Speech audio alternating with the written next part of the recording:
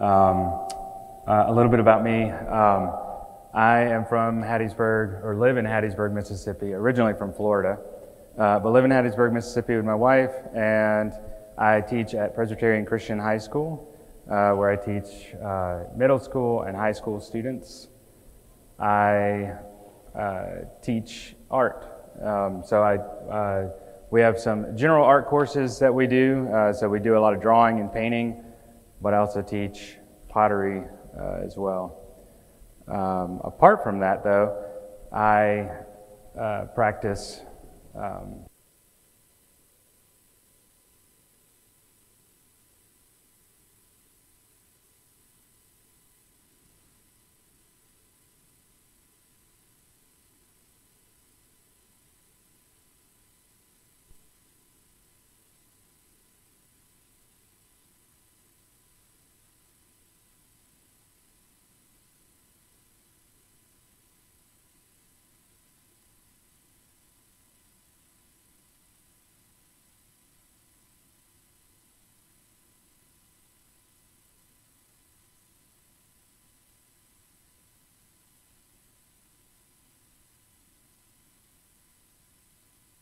Okay. Oh, there we go.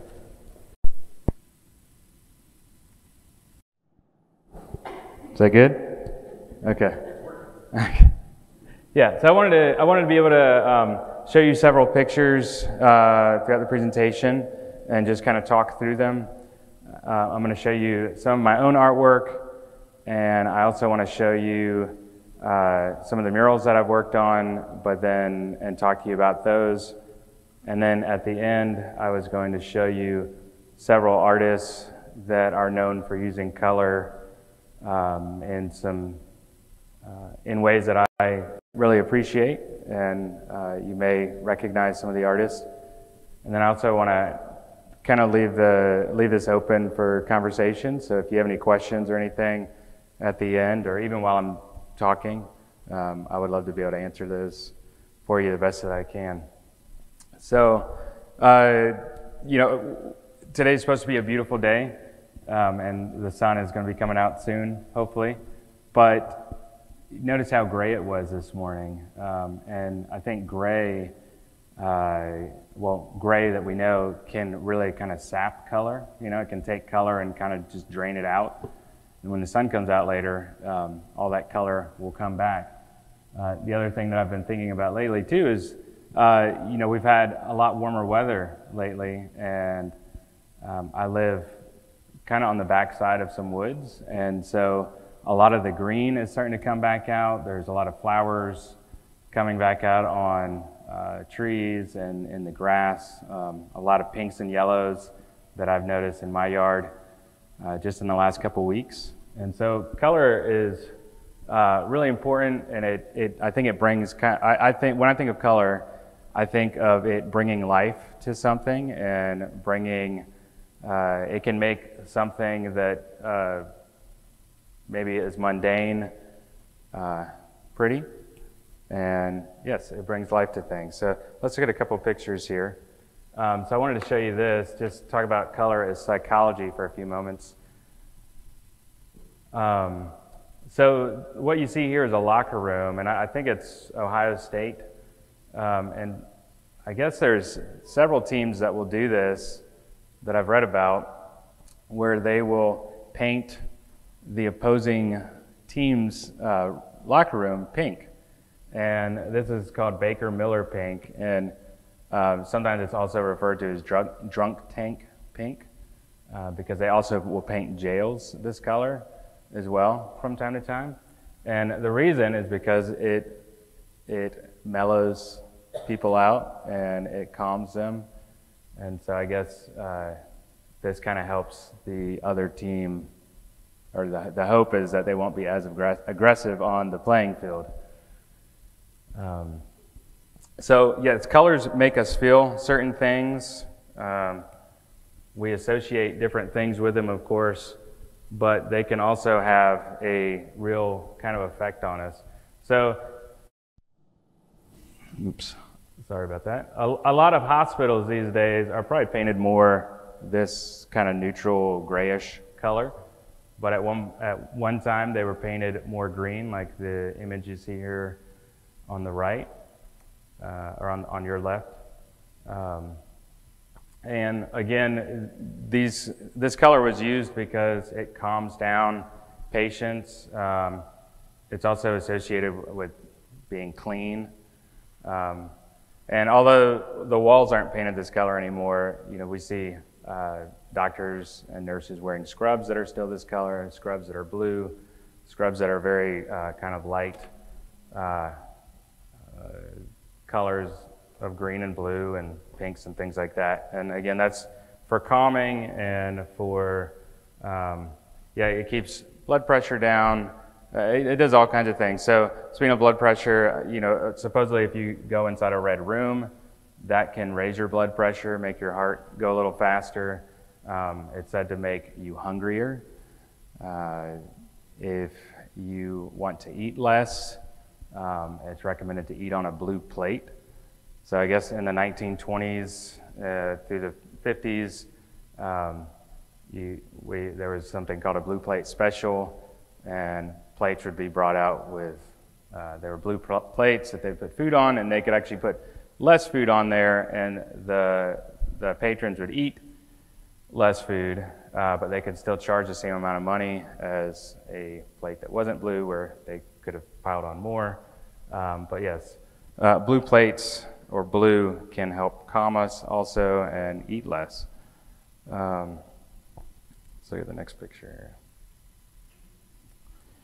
All right, so I wanted to talk to you a little bit about my art and kind of the process that I go through, and then things that I like to think about when I'm coming up with colors for my work. So the picture you see here, this really cool chair, or I think it's a really cool chair, with a yellow background. This picture reminds me of a really good friend of mine who has a chair like this, and a couple years ago I painted this after I'd gone out to see him out in Colorado, and I wanted the painting itself to feel very warm and inviting, and kind of help recall just memories of friendship. And so that's why I painted it yellow. You can also see that there's some pink highlights in there as well. So again, for me, this is something that's calming, and I wanted to keep it warm and kind of share that mood in my own painting. But whenever I'm trying to think about colors, I try to think about what is the context that I'm trying to share, what is the mood that I'm trying to portray, and then what am I trying to communicate. For you guys out in the audience, are you interested in art, or do you paint yourselves, or do you draw or anything, or participate in art? Yes. So if you are doing that, I think these are some good things to think about when you're thinking about color or thinking about, of course, what to draw. You definitely want to think about who you're trying to communicate to and what you're trying to communicate to them. So here's a mural that I assisted in back in September, I believe it was, of 2021. And this was a mural for Devin Booker, who's an NBA basketball player. And we did this with a group called Project Backboard. And so, again, I helped assist for this, but I wanted to talk to you about the colors on here and why the colors were chosen. So there's an artist name that goes by the name Mr. Cartoon, who designed this, who's a famous artist out in Los Angeles, and is probably more known for his tattoo work, but he does spray paint murals himself. And Devin Booker wanted him to design this basketball court for him. Quick side note about Project Backboard, who, again, we went in and painted this with them. Project Backboard is a company that, it's actually just two brothers, and they travel around the country and raise funds to resurface basketball courts usually in kind of low income communities, and then they will not just resurface it, but they'll put new backboards on the basketball courts, new nets, but then they're also adding color and adding a story to the court itself through color and through design, like you see here. So for this one, Devin Booker, he's originally from Michigan, but he moved to Moss Point, Mississippi at some point in high school, where his dad was from, and kind of to capture just kind of the feel of Moss Point, they decided to use blue to talk about the water. I've never been to Moss Point except for when I painted this. It was my first time down there. And one thing I immediately noticed was you had to go over some bridges and it's surrounded by water. And so again, they were trying to capture that in the court design here. And let me show you this next one. So Devin Booker, he also plays for the Phoenix Suns. And you can see here it says son of Moss Point. So they're trying to reference Phoenix Suns here. But the reason the colors were chosen here, as you may have already noticed, you've got these very neutral like browns, with the bright yellow and the bright orange basketball there that kind of represents the sun. But they're trying to capture Arizona here. They're trying to show the desert in this one, which is why they chose those colors. But also the blue here, the darker blue, is the high school color blue for Moss Point High. All right, here is a picture of me painting a mural in Jackson, Mississippi several years ago. I wanted to show you just how bright the colors are here.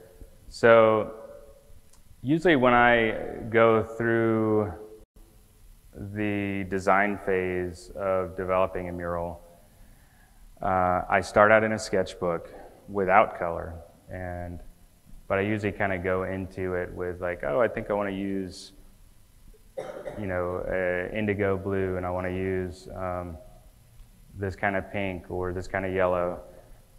Usually things though change quite a bit once I move from my sketchbook into or onto the computer. So I usually will do a mock-up, I always do a mock-up in Photoshop to show the client, but I will play around for hours typically after I've designed it with different colors and the way that colors are working together. So this one came out even better than I thought it would in person. So the yellow that you see on the far left over there was not quite as bright, but when you pair it next to a very contrasting color like the purple or the red that you see there, the yellow turned almost like a neon kind of green. So that's exactly what I was going for, and I'm very happy with the way it turned out. But about this mural, this one was for a project called Fertile Ground, and it was initiated by Bloomberg Philanthropies, and it was part of a grant that Fertile Ground got in Jackson, and they were trying to address food insecurity in Jackson, Mississippi. And so the area that this was painted in is in a park called Bottom Gardens, and it's kind of a small wall. It's about 5 feet by 8 to 10 feet long, and the area of the neighborhood that it's in is very. There are a lot of trees, but all the houses are very muted, kind of tans and browns, and while there's a lot of green there, it just the color there is very muted and kind of toned back. And so the reason I chose the colors that I did for this one was because I wanted to bring the story of hope to this community and maybe a brighter future for them. There's several urban farms that are located very close to this area, one right across the street and the other one about a mile or so from this location. And so I was trying to bring color into a place that I thought was lacking in color pretty severely. So any questions at this point? Okay, let me just grab a drink of water here.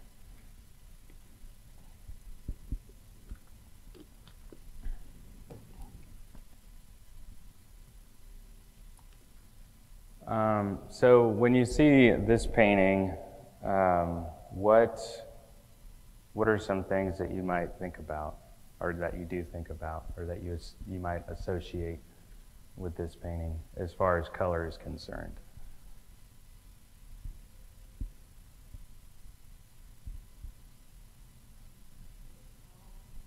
It's calm, yeah. You know, one thing I was going for is I think this feels very warm. It's not a cold picture. I think it feels kind of inviting. And that's what I was going for. So let's look at another picture here. So in contrast, this one, same question. Is there anything that you immediately associate with seeing this picture, or anything that it might remind you of? Do the colors bring up anything for you, or the color itself bring up anything for you? Blue? It's gloomy, okay. So, you know, to me it feels like it could be at nighttime. Things tend to turn kind of blue at nighttime, especially if there's a full moon out. It can turn the inside of a house kind of a bluish color. But I was also going for kind of calm and laid back, but I do see I could be gloomy as well. Let's look at this. So, whenever I'm teaching students at school and we come to a painting assignment where I try to get them as much as possible to think about using color in ways that maybe aren't natural. So so I'm doing a project right now with my junior high students where we drew out a pet that they have. Most of them have dogs or a cat. And then we're taking magazine and creating a collage on top of that drawing. So the one way that I like for them to think about it is that we're painting with magazine. So we're tearing out small pieces of paper as though we had small brush strokes on our paper. But we're also looking for colors that can go in certain areas. We're trying to keep shadows on the face of their animal separated from highlights. And so we do that using color, and I encourage my students, I allow them to use, you know, whatever color they want to use, and you know, a good number of them want to do, you know, a brown dog, or I've got a student doing, her cat is white with black spots on it, and so she's doing exactly like that. But I try to encourage students, like, what if your dog was pink, or what if your dog was blue, what if he was pink and blue and green and purple and had all those kind of colors mixed in together. So I try to encourage the students to play with color in the work that they do. And when we talk about creating color harmonies a lot, we will look at a color wheel, and in a few minutes I'm going to have you guys do an exercise where we paint something and we will be mixing colors together. But we talk about color harmonies and what colors go well together. So Colors that go well together are usually colors that contrast with one another, but they also they contrast with each other, but another thing that they're also called are complementary colors because they complement one another. Green and pink look good together. Orange and blue look good together. Purple, purple and yellow match together.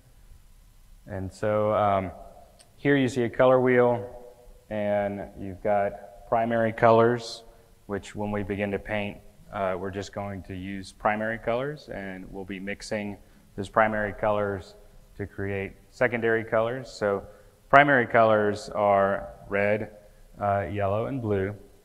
And then you've got secondary colors, which make purple, orange, and green. But then there's also a third set of colors that you can make by mixing the two together, and you'll get red-violet, blue-violet, yellow-orange, red-orange, blue-green, and yellow-green.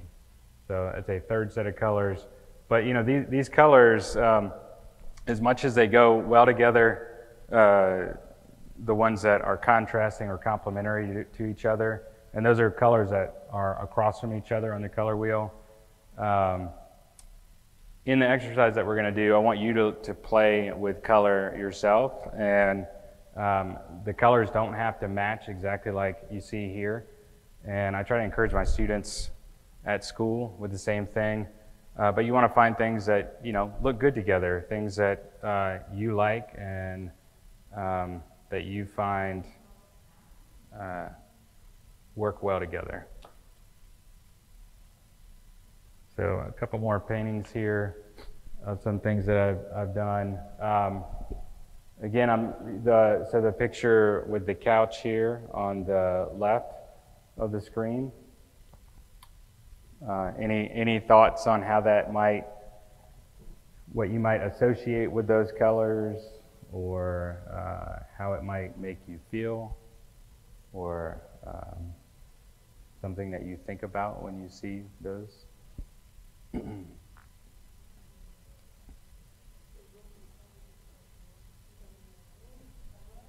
Looks like it could be a sunrise.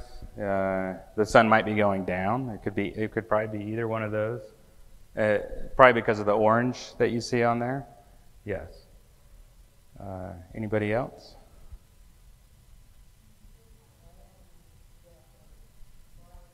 Mm-hmm.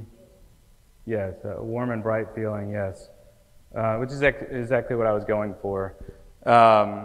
And, you know, we tend to associate colors with certain things, the way that we might feel, or even either the way things emotionally feel or the way things physically feel, right? So the color blue, so apart from any of the paintings here, what does the color blue make you think about?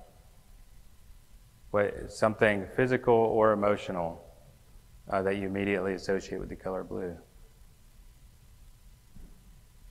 Water is one, yeah. Maybe sadness could be one. Do what? Peacefulness, yeah. And you know, it probably depends on the color blue that it is. How about the color red? We tend to associate the color red or orange or yellow with something. Fire. Typically. Do what? Fire, that's right. Fire or warmth, or maybe the sun. Yeah, so things that are hot or warm we associate with yellows, reds, and oranges. And usually those are called warm colors. Same with blues, greens, and purples are cool colors, because we tend to associate things specifically with those colors. Now the picture on your right over there,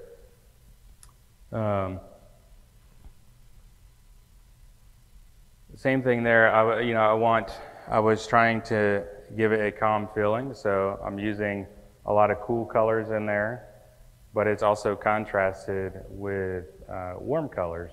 So the sunset in the background or the sunrise, either one, the pinks and reds that you see in there. Okay. So let's look at several artists here that I think use color really well. I'm just going to show you an example for each of them. Kristen Farr, has anybody ever heard of this artist by chance? She is a artist from San Francisco. She writes for Juxtapose magazine. I think she also works with PBS up there. She does a lot of things in the art world up there in San Francisco. But one of the things that she likes to paint are something called hex signs. So I guess this is a common thing to see in Pennsylvania, in the farmlands where she's from originally. And I guess it's a Dutch tradition where they paint these circles on the sides of barns, and they have very geometric shapes in them, and they've got contrasting colors that break up those shapes. And she kind of takes it a step further, and she talks a lot about how she likes that color can make your eyes think that something's moving when it's really not, or just how color can brighten up a room, which I would agree with her about. This painting that you see here, does it look like it's doing anything to you? And do you know how she might have done it? Maybe one of the students? Like a never-ending staircase, yeah. Does it look like it's vibrating a little bit, or maybe like it's moving like water, like a ripple of water, possibly? No? Actually, you know, to me it looks three-dimensional. So it looks like this goes in, this goes up, that goes in. And the way that she accomplished that was taking color, and she added black to the purple and black to the orange and so on in those darker areas. And you mix black with a color and you get a shade of that color, okay? And by doing that, it makes it look like it's folded paper or like it's a never-ending staircase, which is a neat trick that you can do with color, is create optical illusions. And that, excuse the typo there, it's supposed to say Joseph Albers. This was an artist who also, or was very interested in the way our eyes see color. He was more interested in the way scientifically that our eyes see color and how they can play tricks on us or cause us to relate to them in a certain way. And so he did thousands of paintings of different things, but he is probably most known for a series called Homage to the Square. And I think he painted over 2,000 paintings of just squares. And you can see these are squares inside of squares.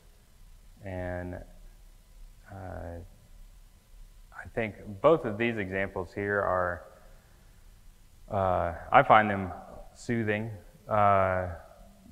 But what do you think when you look at these? Like, do they give you any kind of feeling or thoughts when you think about them or when you look at them?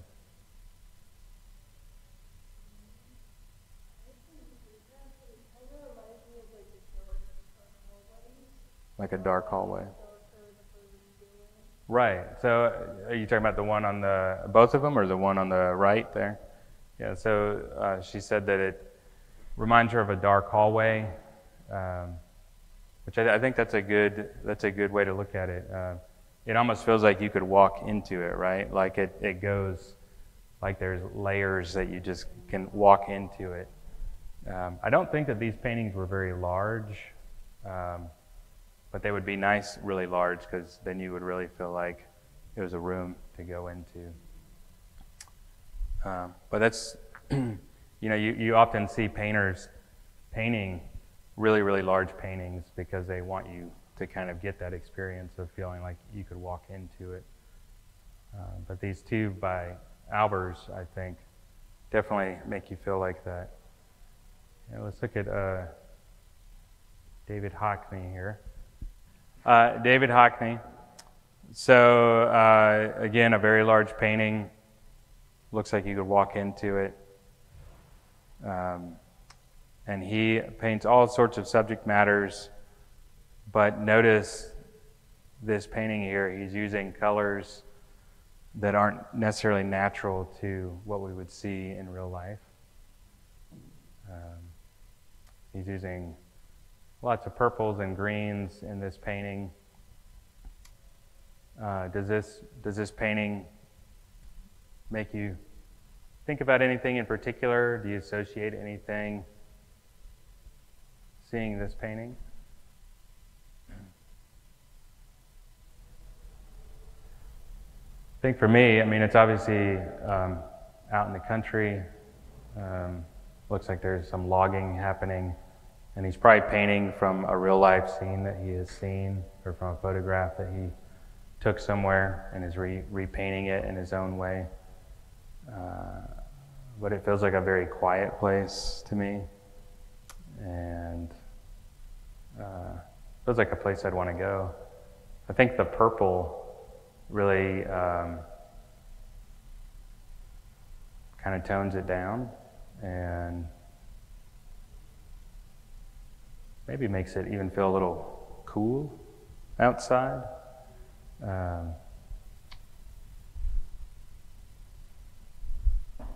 But yeah, I think it's a very calming picture, and Hockney, I think, is using these colors again to tell some sort of story, just like the other artists that you see here. So now I wanted to open it up to any kind of questions you might have for me, or any questions that you have about color itself or how certain colors might work. And then we will do a quick painting exercise.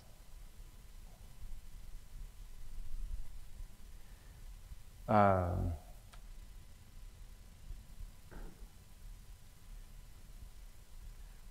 everybody mixed paint before, or know what they're doing there? Okay. Let me think.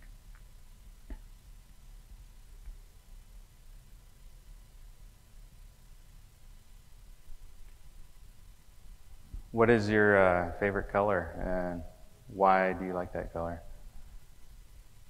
I think it's going to be pink because it was really calm. Yeah. Yeah. That would be my favorite color as well. Yeah. Sorry. Pink. Definitely. I like to paint with the color pink. I don't necessarily wear it, but I like to paint with the color pink. And speaking of pink, and speaking of associating certain colors with certain things, typically now we think pink is a girl's color, blue is a boy's color, but that wasn't always the case. Pink actually used to be a very manly color at one point, and it wasn't until maybe the 1930s or 40s that some of that changed. I think there was a commercial, some kind of ad for something that